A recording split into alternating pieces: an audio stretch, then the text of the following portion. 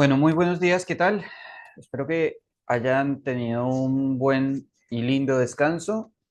Para todas las personas que de pronto no alcanzaron a ver el video del día de ayer, ya los videos de todo el trabajo de ayer están directamente en YouTube. Entonces ahí ya pueden entrar a YouTube y ver absolutamente toda la información que nosotros venimos desarrollando desde el día de ayer. Bien.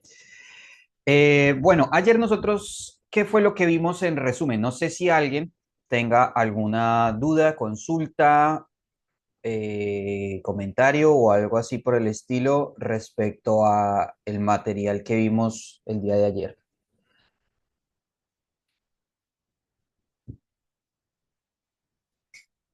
Bueno, entonces damos inicio.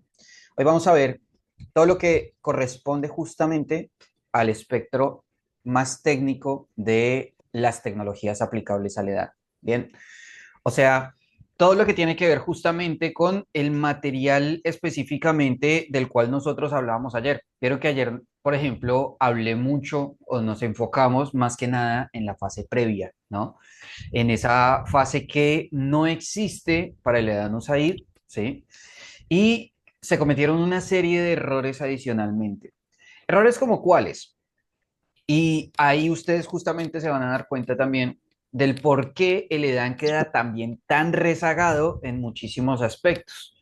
Y es que, si se dan cuenta, el EDAN en principio, en el 2008, inclusive más o menos el auge del EDAN impulsado por USAID fue aproximadamente entre el 2006 y el 2012, ¿sí? En el 2006, ¿por qué? Porque se conforma lo que son los procedimientos EDAN toma de decisiones. Entonces, en el EDAN toma de decisiones, se dan cuenta que necesitan establecer un documento para poder habilitar los cursos diferentes y todo esto.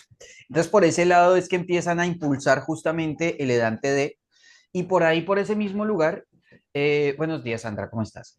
Y por ahí, por ese mismo lugar, empiezan a desarrollar una serie de cursos a lo largo de Sudamérica y llega hasta el 2012, más o menos, 4 añitos de fuerza le fueron dando. ¿Cuál fue el principal error de ellos al implementar los procedimientos SEDA? El principal error es que se centraron únicamente en los equipos de primera intervención. Entonces yo les pregunto a ustedes, por ejemplo, si todos nosotros fuésemos bomberos, ¿cierto? Y cada uno de nosotros tiene una especialidad, que son bastantes especialidades dentro del espectro bomberil, dentro de lo que vienen a ser rescates, incendios estructurales, incendios forestales, técnicas de enfriamiento, el mismo RIT, por ejemplo, que es el rescate para personal interno de bomberos. Eh, y todas estas especialidades, cada una de estas diferentes, y le agregamos el EDAN. Entonces, cuando supongamos que hay un evento muy grande, nos llaman, nos convocan, ¿cuál sería nuestra primera intervención como tal? Supongamos que es un evento o como un terremoto. ¿Cuál sería esa primera intervención que nosotros entraríamos a hacer siendo bomberos? Y aún, sí, habiendo tenido un curso de EDAN básico, yo les aseguro una cosa, y es, nos vamos a centrar netamente en las acciones del rescate. ¿Cierto? Si a mí como bombero me llaman para un terremoto, pues yo lo más lógico es que me voy a centrar en las labores de rescate, en las labores de Kelvin dice diagnóstico. Bueno, puede llegar a ser, ¿sí? Si comúnmente él lo ve de esa forma, en tu caso, Kelvin. ¿Hay alguien que quiere decir algo? Kelvin, adelante, por favor. Sí, sí, lo digo es por también a la escuela que uno, hablo de escuela a la parte de preparación que tenga la persona, ¿no? Por lo Sí, menos yo sí. hablo de diagnóstico porque ha sido mi formación, pero claro, hay que ver cómo viene cada persona y para determinar qué es lo primero que va a hacer, pero para mí sería como que realizar el diagnóstico para ver cómo va a ser la intervención. Kelvin, ¿tú eres bombero o fuiste bombero? Eh, no, soy socorrista de la Cruz Roja Venezolana. Ok, ok, genial, perfecto. Matías, ¿quieres decir algo? Que te veo con el micrófono prendido. Bueno, tranqui, ahí lo cerré. Bueno, sigo con la duda, Kelvin, porque es que comúnmente suele pasar que los equipos de primera intervención justamente se centran es en eso, en el área de rescate. Quizás nosotros, o quizás personal, en el caso de Kelvin, centrado más hacia el lado humanitarista, más logístico y de viendo la perspectiva de la emergencia en otro sentido, por otro lado, pues lo más lógico es que quizás nos vayamos a ir por el lado del diagnóstico, de la logística, del EDAN y demás. El primer inconveniente justamente que se tiene con USAID es que se centra en los equipos de primera intervención, sabiendo que los equipos de primera intervención, cuando son centrados netamente en esas, entre comillas, primeras intervenciones, como lo es el tema de rescate, como es el tema del incendio, de evitar la propagación del incendio por medio de diferentes técnicas y demás, pues se le dan, pasa a ser un procedimiento secundario o terciario, porque se están centrando netamente en, primero, las acciones que más aprendieron y que más han desarrollado. Segundo, es una acción que prefieren desarrollar justamente pues por un tema de, más allá de priorización, digámosle protagonismo, porque suele pasar en muchas ocasiones que se pelea mucho por el protagonismo en las emergencias. Y por otra parte, por último, pues porque hay una preferencia. Si yo soy bombero, lo más lógico es que siempre voy a preferir ir a apagar el incendio, irme a choque directamente contra el fuego, irme directamente al rescate, irme directamente, pues porque es lo que yo quiero hacer, por eso soy bombero, por eso me metí a trabajar en esos aspectos. Entonces, ahí justamente, como les vengo diciendo, es en donde está el principal error, porque le dan queda completamente rezagado de todos los procedimientos. Entonces, quedan algunas organizaciones, pero esas organizaciones no terminan desarrollando de la forma adecuada, le dan solamente lo que son los procedimientos de gestión del riesgo y demás, salvo Perú, que Perú, ahora vamos a hablar de la plataforma que tiene Perú, que es bastante buena, es muy compleja, bueno, compleja dentro del sentido de los análisis de datos y demás, porque recoge muy bien los datos y tienen un muy buen sistema en cuanto a lo que son los procedimientos de evaluación de daños y análisis de necesidades. Inclusive ellos tienen sus propias aplicaciones para los teléfonos y demás, cosa que me parece espectacular y muy bueno. Y de eso justamente el día de hoy es que vamos a estar hablando. Bien, entonces, nada, eso es justamente lo que sucede y por eso el EDAN queda tan rezagado y tan complicado a la hora de llegar a trabajar. Vamos a continuar con la fase de lo que es el post-evento. Nosotros vimos ayer justamente esa fase previa. Nos hace falta quizás una parte del durante. Esa parte del durante está muy fortalecida dentro de lo que es la academia virtual, en donde ustedes van a ver absolutamente todo el material. Eso no indica que nosotros no vayamos a tocar en estos cursos o en el material sincrónico, o que lo vayamos a dejar de lado de alguna forma, para nada. Solamente que como nos centramos en algunos protagonistas, ahí se ven algunos materiales y demás. Solamente que en el EDAN es súper importante el hecho de poder trabajar y de poder desarrollar el material adecuadamente. Eh, Permítanme un segundito, porque no sé si les estoy compartiendo. Creo que no les estoy compartiendo nada, ¿no? Claro, con razón. Ahora sí les estoy compartiendo la imagen.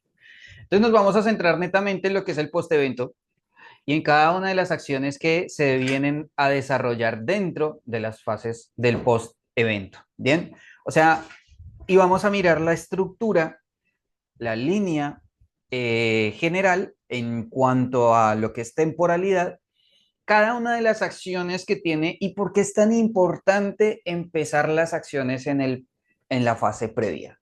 Acordémonos que el EDAN tiene prácticamente tres fases que son las temporalidades o los tiempos en las emergencias, que es el antes, el durante y el después.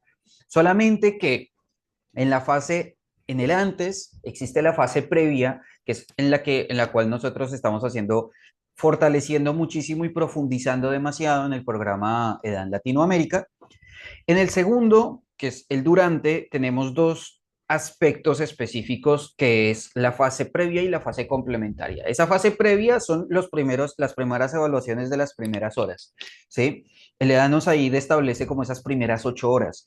Sin embargo, depende mucho del dinamismo de la emergencia. Era lo mismo que ayer con lo que me preguntaba de pronto Golfredo en cuanto a lo que es los parámetros, si hay una serie de parámetros globales, es imposible establecer una serie de parámetros globales. Lo único que nosotros podemos enseñar, podemos explicar es cómo tomar esos parámetros y establecerlos en un documento basado en unos rangos para obtener un panorama.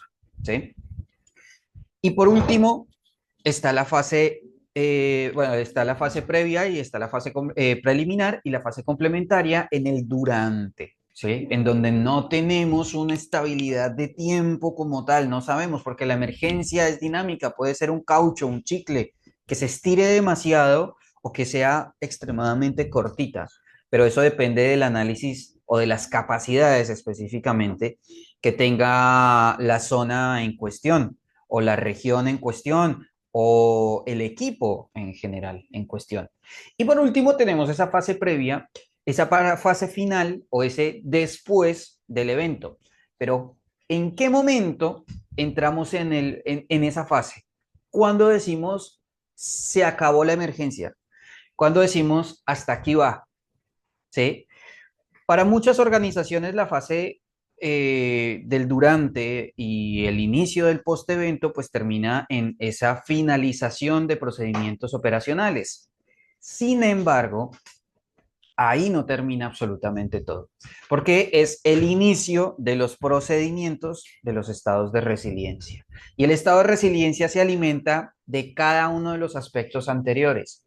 Y especialmente cuando hablamos del EDAN, la fase final o esa fase del post-evento, esa fase o ese estado de resiliencia se va a alimentar única y exclusivamente de los datos que se obtengan desde la fase previa hasta la fase final. Así que por eso es súper importante el hecho, aquí como se dan cuenta, acá tenemos los estadios y todo esto. Esta es la imagen que más me interesa compartir con ustedes y que ustedes puedan ver eh, opciones. Permítanme un segundito. Me imagino que ahí están viendo la flechita. Voy a poner el puntero para que lo puedan visualizar de la forma adecuada. Bien. Entonces acá tenemos una fase previa, sí, perdón, una fase, el estado del post-evento en el cual inicia. Encontramos que en la fase donde encontramos la temporalidad de la emergencia, vamos a encontrar que está completamente indeterminado, salvo esas primeras 8 ahí, pero que desde mi perspectiva no es lo adecuado nombrarlo y establecer esas 8 horas, porque puede que sea un incendio de una sola hectárea y que me voy a demorar 8 horas para saber cuánto se quemó como tal, cuántos materiales se utilizaron, cuántos bomberos se utilizaron, cuánto personal, cuánta logística. 8 horas es demasiado para saber cuál fue el procedimiento operativo de una emergencia, ¿sí? El despliegue de la emergencia como tal. Entonces, nos vamos a demorar demasiado si vamos a decir 8 horas, pero esas 8 horas cambian considerablemente si nosotros decimos una inundación y no tenemos equipo de DAN. Una inundación muy grande, un Valencia 2 o un Valparaíso 2, ¿sí? En donde vamos a encontrar una situación completamente diferente, salvo lo que nosotros ya conocemos. Ahí es cuando vamos a encontrar definitivamente que las cosas no van a salir como nosotros necesitamos realmente, ¿sí? Porque no hay equipos SEDAN, porque no hay equipos que soporten absolutamente todo el tema de la información y demás. Entonces, en EDAN específicamente, no hablemos de los equipos, no hablemos de los grupos específicamente, no hablemos de nadie, sino hablemos específicamente del EDAN, cuáles son las acciones específicas que se tienen que tomar para poder desarrollar justamente todo lo que son los procedimientos y los parámetros de trabajo a nivel general. ¿Listo? Hablemos de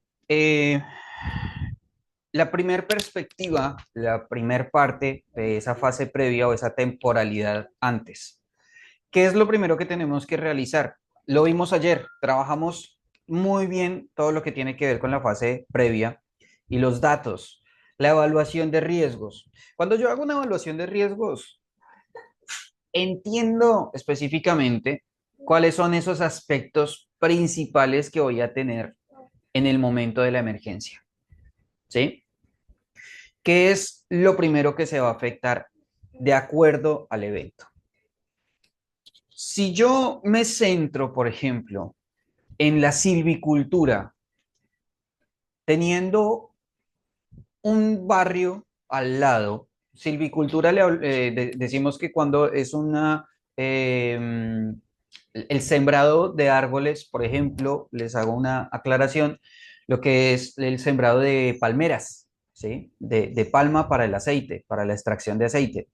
Entonces, en ese caso, no vamos a ver una afectación tan prolongada y tan fuerte como si fuese en otros aspectos, salvo, por ejemplo, en la agricultura, cuando hablamos de hortalizas, que las hortalizas necesitan, si bien una gran cantidad de agua, pero en exceso de agua, en unas pocas horas, el producto se va a dañar, ¿sí? Son dos situaciones completamente diferentes.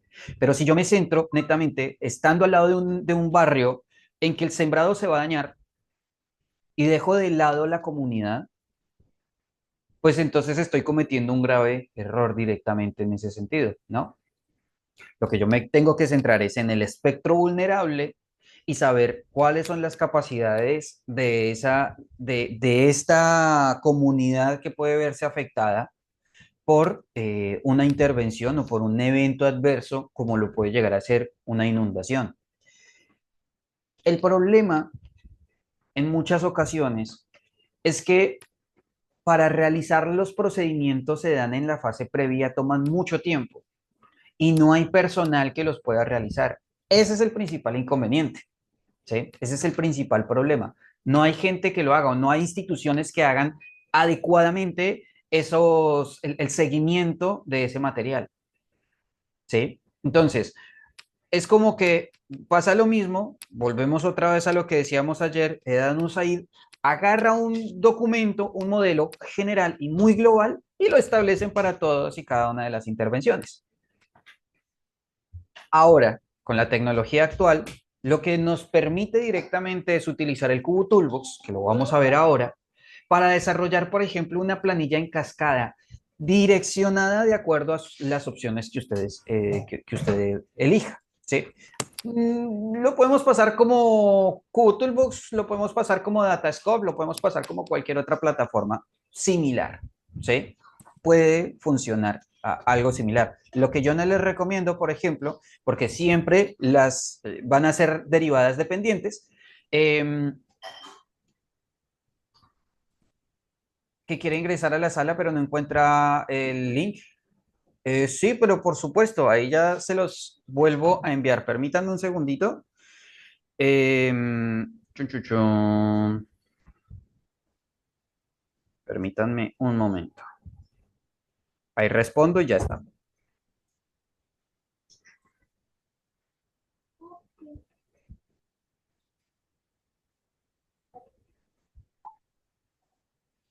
Bien. ¿En qué iba? Em, bueno, ahora de seguro me voy a acordar. Entonces, cuando hablamos justamente de los procedimientos se dan en la fase previa, ya me acordé de la dificultad que hay en el trabajo de la fase previa y el trabajo de Google Toolbox. Lo que tiene Cubo Toolbox es que usted puede descargar, que tiene las derivadas lineales. Cuando hablamos de derivadas lineales, hablamos o derivadas dependientes o independientes, preferiblemente, las que maneja Google Forms. ¿Cuáles son? que si ustedes se dan cuenta, la pregunta anterior, la pregunta siguiente no afecta a la anterior. Entonces son derivadas independientes, ¿sí? Porque no hay forma de establecer un enlace en que cuando usted diga, por ejemplo, otros, le aparezca la opción, ok, selecciono otros, ¿por qué? ¿Sí?